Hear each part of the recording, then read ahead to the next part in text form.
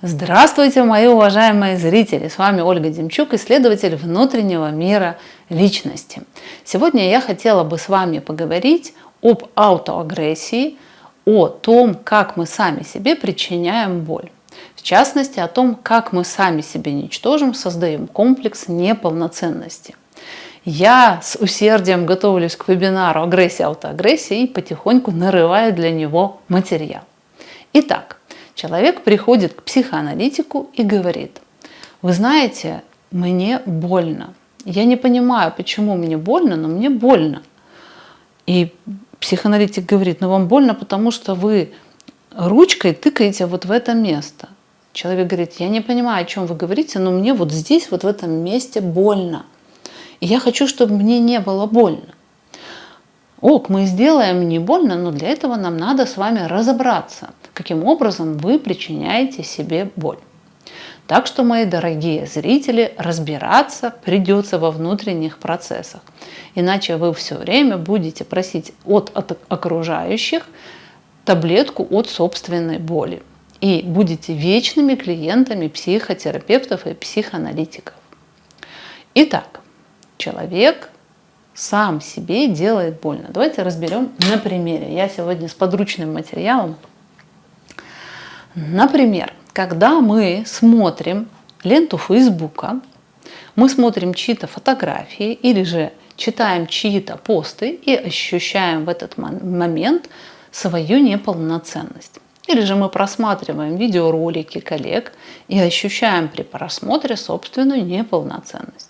Или же встречаемся со своими одноклассниками, друзьями и рядом с ними ощущаем свою неполноценность. Так как человек чаще всего давным-давно потерял контакт с собственным телом и эмоциями, он успевает замечать только хвост результат этого процесса. Он не понимает все этапы, которые были до этого. Когда я смотрю на чьи-то фотографии и ощущаю неполноценность, моя психика очень быстро успела сделать множество действий. Что я сделала? Во-первых, когда я смотрела фотографии, я оценила. То есть я достала откуда-то свой эталон и с этим эталоном начала сравнивать. Оценка – это всегда сравнение с эталоном.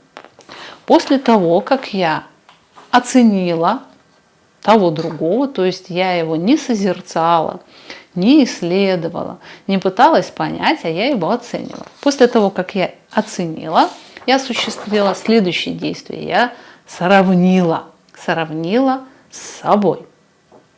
Когда я сравнила с собой, то мы же с вами говорили о том, что я испытываю неполноценность, то я напала на себя. То есть, когда мы рядом с кем-то ощущаем неполноценность, это говорит о том, что акт аутоагрессии уже осуществился. Я напала на себя, я себя атаковала, я выискала то, что я хуже, чем этот человек, и начала себя править, нападать и говорить: ты хуже, ты не такая, как надо, посмотри, люди чего добились, а ты все не можешь. И человек именно этим действием и причиняет себе ту боль, про которую я говорила ранее. Вот этот момент тыканья начался. То есть человек нападает на себя, но так как он не в контакте со своими эмоциями и телом, он вообще не ощущает эту боль, пока она не становится очень интенсивной. Когда я общаюсь с людьми и прошу их воспроизвести внутренний диалог, это звучит жутко. Человек, не переставая, атакует себя, и многие люди могут атаковать себя часами. И таким образом они и загоняют себя в депрессию. То есть для того, чтобы, например, перестать испытывать неполноценность, необходимо отследить все те этапы, которые я озвучила до этого. Что мы еще можем делать, когда мы смотрим на фотографии, на видео, на тексты других людей? Мы можем напасть не на себя, а напасть на этого человека. То есть это же тыкалка, которой мы тыкали в себя, мы начинаем тыкать в образ человека. Мы начинаем нападать на него, выискивать у него недостатки.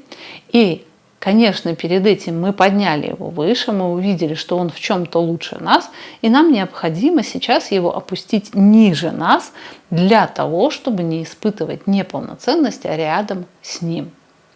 То есть мы нападаем на себя, пытаясь себя исправить, править, или же нападаем на другого, стараясь его опустить ниже себя для того, чтобы перестать испытывать неполноценность. Вот таких у нас два странных механизма. Есть еще третий вариант в этом всем. Я могу себя начать отождествлять с этим человеком. Я смотрю на этого человека и представляю, что это я на его месте. И вот это я в видео что-то рассказываю, машу правой рукой, как будто это я. Вот это вот вхождение в слияние и отождествление. И многие люди уходят в такой кумарный сон, когда они листают ленты и отождествляются с разными судьбами, разными людьми. Вот почему люди смотрят сериалы, потому что они могут убежать из своей личности и поверить в то, что они кто-то другой, этот в сериале или в фильме, с которым эта событийность происходит. И чем идеалистичнее картинка, тем приятнее себя отождествлять. Можно там даже пострадать, но главное, чтобы был happy end. Итак, мы с вами уже выяснили, что человек сам себя тыкает в одно место, и в этом месте человеку становится больно. Так как человек не узнает собственную агрессию по отношению к себе, он не будет ее узнавать и по отношению к другим. Такие люди выглядят жестокими, а они себе кажутся нормальными. Но они обращаются так, как с собой. И им кажется, мне ж нормально, и тебе должно быть нормально. Когда мы говорим о том, что мы хотели бы в чем-то расти, в чем-то становиться более профессиональными, более успешными, мы должны понимать, что нам обнаружение собственной плохости для того, чтобы найти того, у кого бы мы хотели учиться, важно. Так ребенок познает мир. Он учится у других и, присваивая себе эти навыки, начинает мочь больше. Но мы, сравнивая, уходим в агрессию, аутоагрессию, обесценивание себя или другого. То есть нам бы понять, что кто-то лучше пишет тексты, чем я, нам бы начать учиться у этого человека, не идеализировать, отождествляясь с ним в таком состоянии, а учиться, пойти к этому человеку учиться. Но мы не можем остановиться и, пролетая это место, где заложены наши изменения, улетаем куда-то дальше. Для того, чтобы объяснить этот механизм, я приготовила красную книжку. Я в ней пишу красный блокнот. Я в ней пишу сценарии для роликов перед тем, как их начинаю снимать.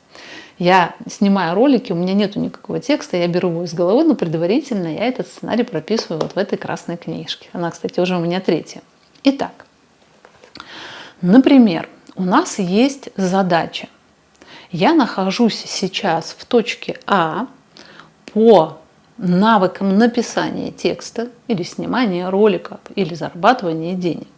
И мне необходимо усовершенствовать, развить это. То есть мне необходимо кубик переместить в точку Б. Так как мои возможности ограничены, я могу продвинуться только на это расстояние. Потому что освоение новых навыков – это всегда энергозатратно, это эмоционально тяжело выдержать. Мы там испытываем фрустрацию, и мы можем двигаться только очень небольшими промежутками или отрезками. Так часто бывает, например, когда ко мне приходит девушка и говорит, я не могу найти мужа. И девушка хочет найти, например, мужчину, от которого она родит ребенка и счастливо проживет 20 лет. И из-за этого девушка не может никого найти вообще, потому что ее требования настолько идеалистические, настолько глобальные, что ей не подходит никто. Если бы девушка поставила задачу себе найти кого-то хотя бы для регулярных встреч, для регулярного секса, ей было полегче. Сразу куча бы мужчин начало бы ей подходить. И она постепенно, у них были бы отношения, после этих отношений они не поняли бы, что бы хотели жить вместе, может быть, потом поженились, а может быть, завели ребенка. То есть дерево росло бы из земли. Но я хочу, чтобы дерево появилось по мановению волшебной палочки. Я захотела, и это получилось. Человек не хочет проходить этот этап. И для того, чтобы себя подталкивать вперед, для того, чтобы говорить, смотри, кто-то лучше пишет, кто-то лучше видео снимает, кто-то лучше, например, психоаналитик, кто-то еще в какой-то профессии лучше. Я должна оценить свои возможности и потихонечку себя подталкивать, для того, чтобы я двигалась вперед небольшими отрезками. Человек же, не буду сбивать кубик с книги, потому что будет грохот, кубик деревянный, он делает так, наотмашь. Он толкает себя излишне. Когда я говорю про излишность, я говорю про вот эти садистические атаки на себя, которыми мы пытаемся себя принудить сделать соответствующими.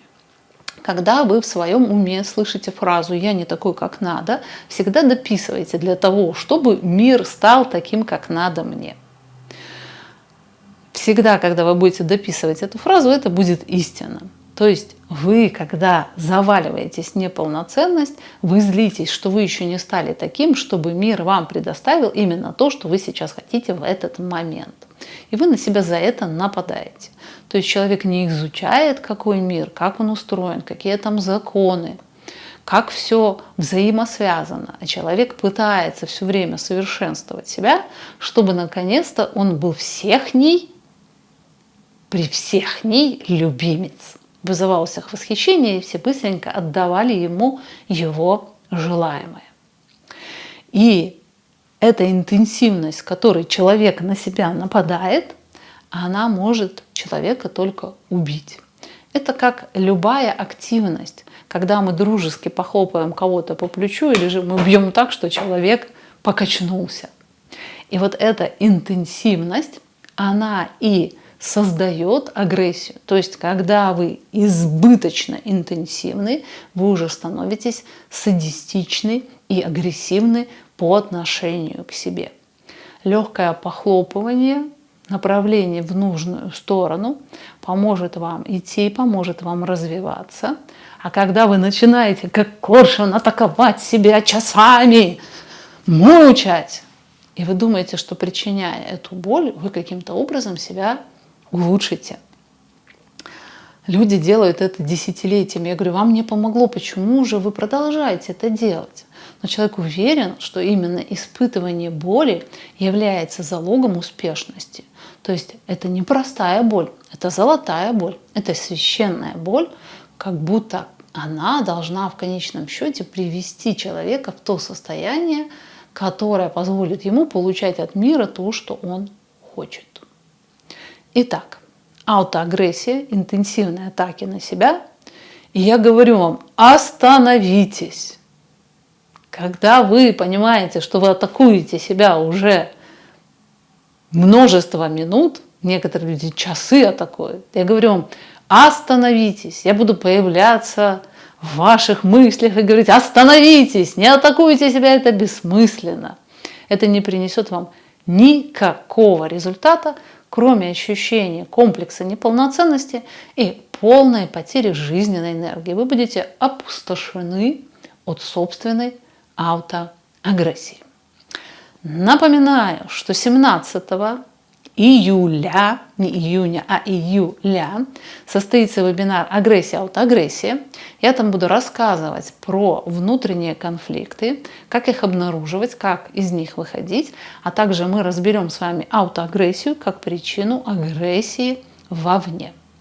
Под этим видео я попрошу вас, как всегда задам непростой вопрос, написать, за что именно вы чаще всего себя атакуете, и по времени, сколько длятся эти атаки.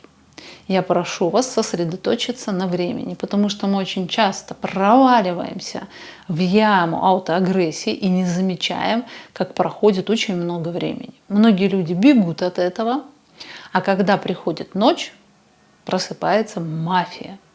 Просыпается мафия, которая начинает человека гнобить и атаковать. И поэтому человек не может уснуть.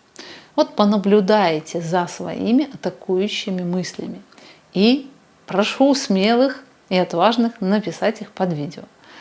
До встречи, всего вам самого хорошего.